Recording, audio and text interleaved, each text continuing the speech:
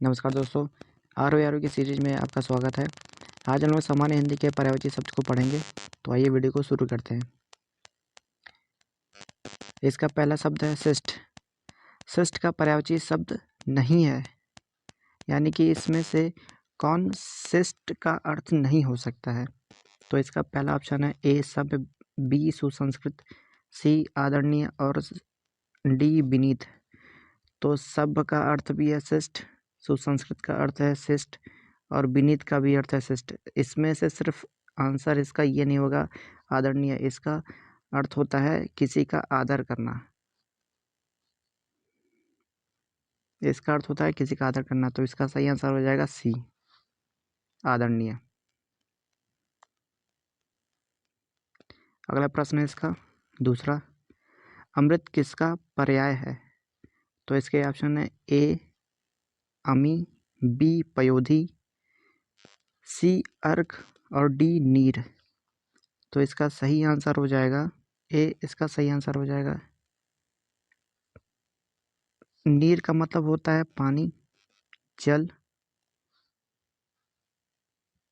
और पयोधी का मतलब होता है, इसका अर्थ है समुद्र,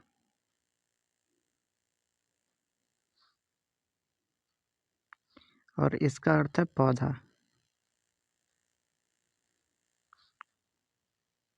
और इसका सही आंसर हो जाएगा ए अमी, ए अमी। आगे बढ़ते हैं। इसका तीसरा क्वेश्चन है, निम्नलिखित में से कौन सा शब्द जीव का पर्यायवाची नहीं है। तो इसके ऑप्शन है ए प्राणी, बी प्राण, सी पखेरु और डी चैतन्य। तो प्राणी का अर्थ होता है जीव, प्राण का भी अर्थ होता है जीव, और चैतन्य यानी कि मन, इसका भी अर्थ होता है जीव। इन सभी का पर्यायवाची होता है जीव।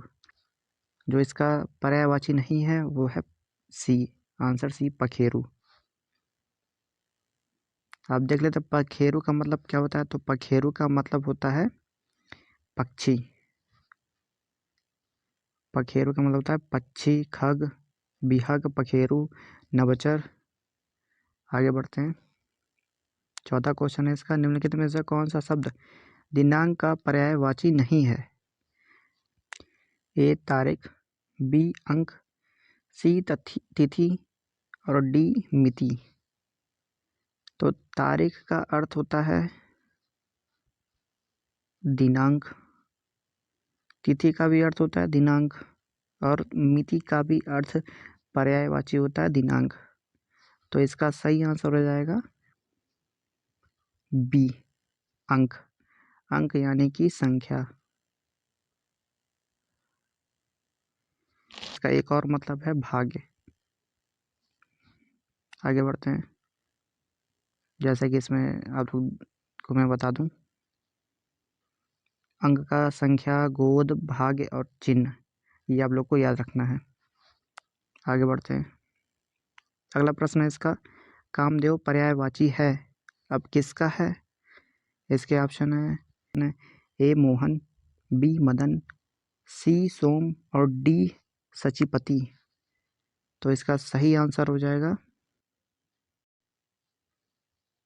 इसका सही आंसर है मदन। मदन का पर्यायवाची होता है कामदेव, कामदेव। और मोहन का पर्यायवाची होता है कृष्ण। कृष्ण भगवान को हम लोग कहते हैं ना, कृष्णा। सोम का अर्थ पर्यायवाची होता है, ये होता है अमृत।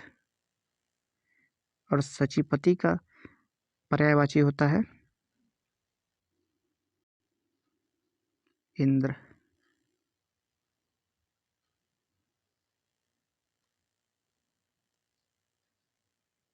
ये आप लोग को याद रखना है।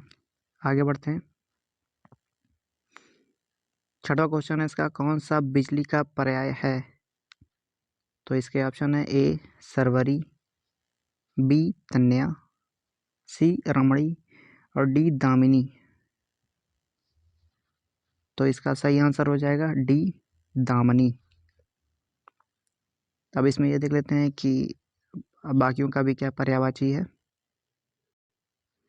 रमणी को हम लोग स्त्री कहते हैं, कन्या को हम लोग पुत्री कहते हैं।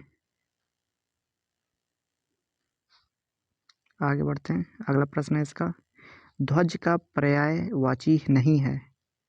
तो इसके ऑप्शन है ए केतु, बी पताका, सी निशाका और डी केकी। तो इसका सही आंसर हो जाएगा डी, इसका सही आंसर हो जाएगा। आगे बढ़ते हैं।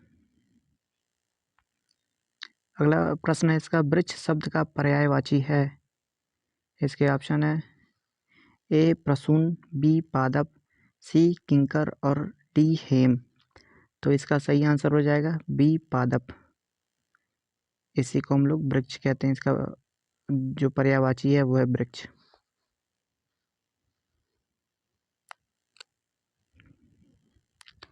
बाकियों के भी हम लोग देख लेते हैं इसके पर्यायवाची क्या है।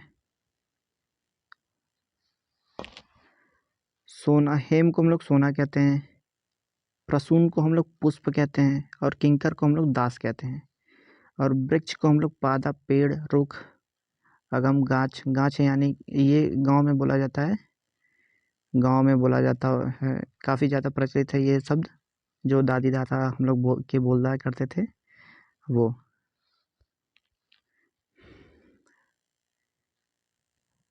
इसका अगला प्रश्न है, कौन सा शब्द अहि का पर्यायवाची नहीं है। तो इसके ऑप्शन है ए उरग, बी सरिसृप, सी पवनास और डी सिंदूर। तो इसका सही आंसर है डी, इसका सही आंसर हो जाएगा। आज के लिए इतना ही, मिलते हैं आपको अगली वीडियो में पर्यायवाची के अगली सीरीज में। धन्यवाद।